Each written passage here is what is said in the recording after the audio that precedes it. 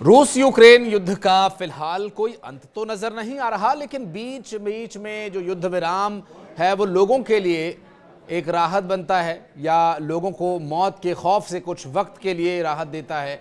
ये बहरहाल आप तय कीजिएगा, अंत में आप अपनी प्रतिक्रिया भी दीजिएगा। जिस तरह एक सिक्के के दो पहलू होते हैं, उसी तरह इस युद्ध में, युद्ध विराम में भी दोनों ही तरह के सवाल उठ रहे हैं। उन सवालों की भी बात करेंगे आगे और आप भी उस पर अपनी प्रतिक्रिया दीजिएगा। फिलहाल आपको बता दें कि जेलेंस्की ने अपने ईस्टर मैसेज में यूक्रेन वासियों से शांति की उम्मीद न छोड़ने की अपील की है। नमस्कार, मैं हूं आशीष त्रिपाठी। न्यूज़ 18 के डिजिटल प्लेटफॉर्म पर ये वीडियो आप अंत तक देखेंगे तो पहले तो आप वो सवाल भी जान पाएंगे जो इस तरह के युद्ध विरामों से उठ रहा है, और दूसरा वो ये कि अभी हाल फिलहाल में रूस यूक्रेन युद्ध को लेकर ताज़ा अपडेट्स क्या है। कहा यह जा रहा है कि हम सभी जानते हैं कि राष्ट्रपति के द्वारा जो बयान दिए गए उससे जाहिर है कि युद्ध विराम से उन्हें राहत तो मिलेगी, लेकिन क्या वाकई वो इस राहत के लिए युद्ध विराम चाहते हैं या फिर युद्ध के पीछे की जो मंशा थी वो भी कहीं ना कहीं दबी हुई है। क्योंकि ईस्टर के मैसेज में यूक्रेन वासियों से शांति न छोड़ने की उम्मीद की है जेलेंस्की ने, और कहा कि हम सब जानते हैं कि किस के लिए, रक्षा के लिए लड़ाई लड़ी जाती है, कौन हमारा साथ दे रहा है। जेलेंस्की ने यह संदेश कीव के सेंट सोफिया कैथेड्रल के समक्ष खड़े होकर दिया। शनिवार रात पुतिन ने चर्च जाकर ऑर्थोडॉक्स ईस्टर सर्विस की थी और सेना को मध्यरात्रि से यूक्रेन सीमा पर चल रही सभी सैन्य गतिविधियों को रोकने का निर्देश भी दिया था। रूस ने कहा कि जवाब में यूक्रेन को भी युद्ध विराम करना चाहिए, लेकिन उसने नहीं किया और हमले जारी रखे।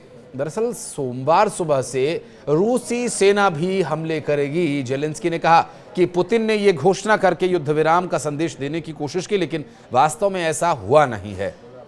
कई मोर्चों पर रूसी सेना ने अपनी गतिविधियां जारी रखी और यूक्रेन को नुकसान पहुंचाया। यूक्रेन के राष्ट्रपति व्लादिमीर जेलेंस्की ने कहा कि संडे ईस्टर पर रूस ने अपने हमले जारी रखे, जबकि रूसी राष्ट्रपति व्लादिमीर पुतिन ने 30 घंटे के युद्ध विराम का ऐलान किया था। यूक्रेन के पूरब में रूसी नियंत्रण वाले इलाकों में अधिकारियों ने इसके जवाब में यूक्रेनी सेनाओं पर संघर्ष विराम का उल्लंघन करने का आरोप लगाया है। उनका यह कहना है कि संघर्ष विराम का उल्लंघन कर कब्जे वाले गांव और कस्बों पर गोलीबारी की जा रही है। रूसी कब्जे वाले दोनेत्स्क में सरकारी समाचार एजेंसी के द्वारा नोवोस्ती के एक संवाददाता ने खबर यह दी कि रविवार सुबह उसने धमाकों की आवाज सुनी थी, और उसने आगे देखा कि रूसी रक्षा मंत्रालय का कहना यह है कि यूक्रेन ने संघर्ष विराम का 1000 से अधिक बार उल्लंघन किया है। बहरहाल मंत्रालय के मुताबिक यूक्रेन के हमलों में बुनियादी ढांचे के साथ ही कुछ आम लोगों की मौत भी हुई है। मंत्रालय ने कहा कि यूक्रेनी सेनाओं ने रूसी ठिकानों पर 444 बार गोलीबारी की और उसने 900 से ज्यादा ड्रोन हमलों की गिनती की है। इनमें क्रीमिया और रूसी सीमा पर ब्रायंस्क, कुर्स्क और बेलगोरोद इलाके में हमले हुए हैं। रक्षा मंत्रालय का यह कहना है कि इसके नतीजों में आम लोगों की मौत हुई और कई लोग घायल हैं। इसके साथ ही नागरिक सुविधाओं को नुकसान पहुंचाया गया। रविवार को जेलेंस्की ने अपने एक पोस्ट में कहा कि रूस को संघर्ष विराम के सभी शर्तों का पालन जरूर करना चाहिए। संघर्ष विराम को लागू करने और मध्यरात्रि के बाद 30 दिन तक आगे बढ़ाने का प्रस्ताव अभी भी मेज पर है। इससे पहले उन्होंने कहा था कि 30 दिन शांति को एक मौका दे सकते हैं, और इस दौरान उन्होंने इस ओर भी इशारा किया था कि पुतिन पहले ही 30 दिन के पूरे और बिना शर्त संघर्ष विराम के प्रस्ताव को खारिज कर चुके हैं। पुतिन ने कहा था कि ईस्टर की छुट्टियों पर संघर्ष विराम की प्रेरणा मानवीय कारण है। उन्होंने यूक्रेन से इसका पालन करने की उम्मीद करते हुए यह कहा था कि रूसी सेनाएं संघर्ष विराम के संभावित उल्लंघन और दुश्मन के उकसावों को रोकने के लिए जरूर तैयार रहें। राजधानी कीव में रविवार को आम लोगों ने इस बात पर संदेह जताया कि रूस संघर्ष विराम आगे बढ़ाने के प्रस्ताव का स्वागत करते हुए इसका पालन करेगा।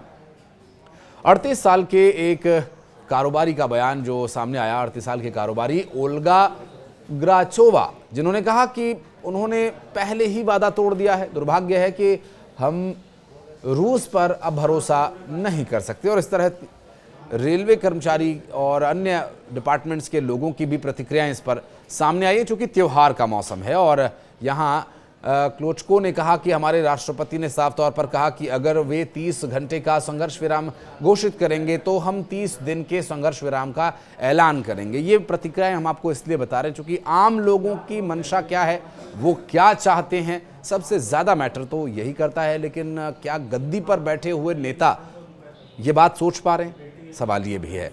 तो इस पूरे विषय पर आम लोगों की प्रतिक्रिया से साफ जाहिर है कि वो त्योहारों पर तो कम से कम शांति चाहते ही हैं।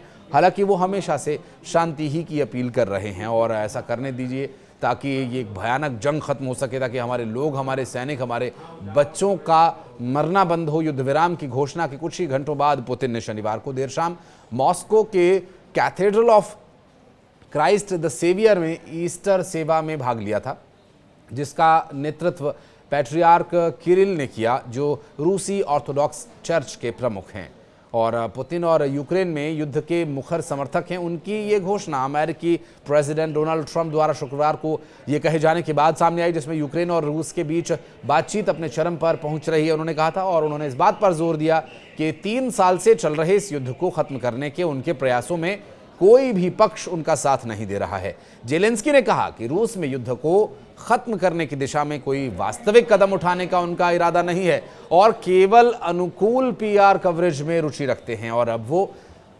सवाल जिसका जिक्र हमने शुरू में किया था वीडियो के, और सवाल वो ये कि क्या युद्ध विराम से शांति का रास्ता खुलेगा या फिर इस तरह के विराम के बाद और पुरजोर तरीके से हमलों को बल मिल रहा है।